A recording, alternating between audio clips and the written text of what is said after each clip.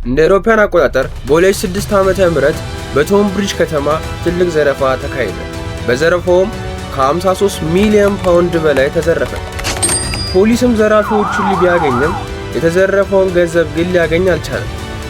እንግሊዝም በታሪኳ ከፍተኛ ገንዘብ ተዘረፈች። ዘራፊዎቹ እነማን ናቸው? እንዴትስ ሊዘረፍ ቻለ?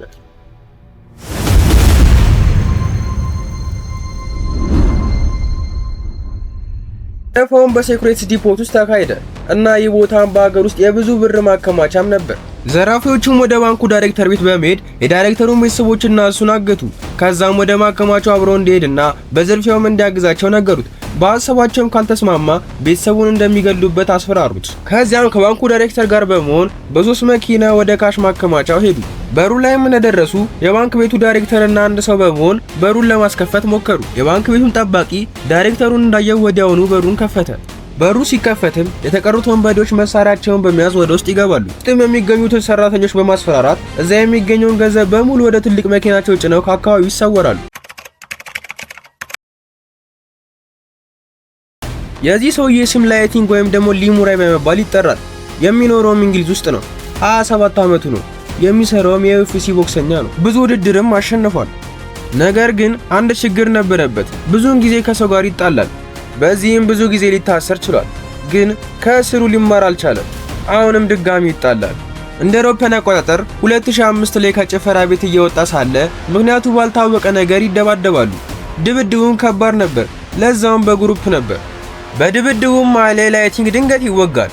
አምቡላንስም መጥቶ ወደ ሆስፒታል ይዞት ይሄዳል። ላይቲንግም ብዙ ቦታ ነበር የተወጋው። እናም ብዙ ደምም ፈሶታል።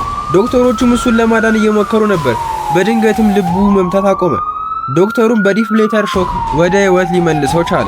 ነገር ግን ወደ ስራው መመለስ አልቻለም ነበር። ምክንያቱም የደረሰበት አደጋ ውድድሩን ለማድረግ ይከለክለው ነበር። የዛን ጊዜ በጣም መቸከር ጀመረ።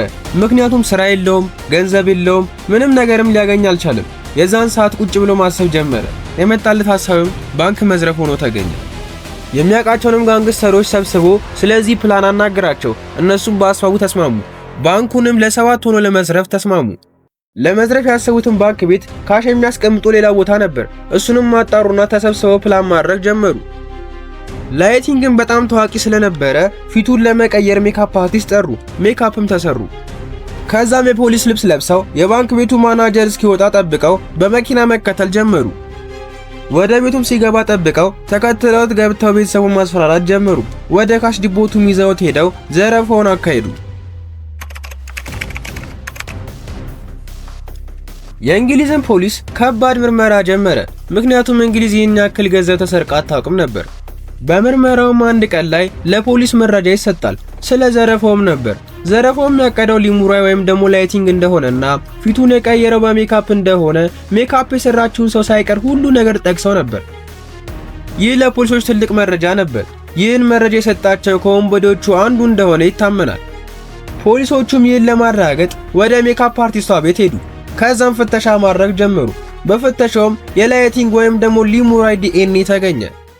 የሀገሬ ህዝቦች ገራሚ የወንጀል ታሪኮችን ይዘን መጥተናል። ታሪካችንን ለመከታተል ባራምባራስ ሚዲያን ሰብስክራይብ ያድርጉ። ምርመራውም ቀጠለ። በምርመራውም ከሳምንት በፊት ላይቲንግ ጠጥቶ ሲያሽከረክር ተገኝቶ መኪናው እንደታሰረ መረጃ ተገኘ። መኪናውንም መፈተሽ ጀመሩ። መኪና ውስጥም አንድ ቴፕ ያገኛሉ። ቴፑም ላይ ዝርፊያው እንዴት እንደታቀደ የተቀዳ ቴፕ ነበር። ይህም ለምርመራቸው በጣም አሪፍ መረጃ ሆነላቸው። ነገር ግን ወንበዴዎቹ እንግሊዝን ለቀው ወደ ሞሮኮ ገብተው ነበር። ፖሊሶቹም ሊያገኛቸው አልቻለም ነበር። ምክንያቱም እንግሊዝና ሞሮኮ ወንጀለኛ መለዋወጫ ውል አልነበራቸውም። ይህም ለነ ላይቲንግ በጣም አሪፍ ነበር። ሞሮኮ ውስጥም ቤት፣ መኪና፣ ጌጣጌጥ ምናምን ገዙ። ሌክዠሪ ላይፍም እየኖሩ ነበር። ግን ፖሊሶች ትተው ቁጭ አላሉም ነበር። እንደምንም ከሞሮኮ ጋር በወንጀለኛ መለዋወጫ ውል ተፈራረሙ። በዛም እነ ላይቲንግ በሞሮኮ ፖሊሶች ሊያዙ ችለዋል። ተይዘውም እዛው ሞሮኮ ፍርድ ቤት ቀረቡ። ላይቲንግም ለ25 ዓመት ተፈረደበት። ይህ ብቻ አይደለም፣ 25 ዓመቱ ሲጨርስ ድጋሚ ወደ እንግሊዝ ሄዶ ድጋሚ ይፈረድበታል። በአሁኑ ሰዓትም ሊና ግሩፑ በሞሮኮ እስር ቤት ይገኛሉ። የተቀረው ገንዘብ ሊና ወንበዴዎቹ የት ያስቀምጡት ይመስላችኋል? ኮሜንት ላይ ያስቀምጡልን። የዛሬው ቪዲዮ ይህን ይመስል ነበር። እስከ ቪዲዮ ፍጻሜ ድረስ አብራችሁን ስለቆያችሁ እናመሰግናለን። ሰብስክራይብ ማድረግ እንዳይረሳ፣ ላይክ ደግሞ ግዴታ ነው። በቀጣይ ቪዲዮ እስከምንገናኝ ድረስ ጤና ይስጥልኝ። subscribe. Like, follow, subscribe. Subscribe.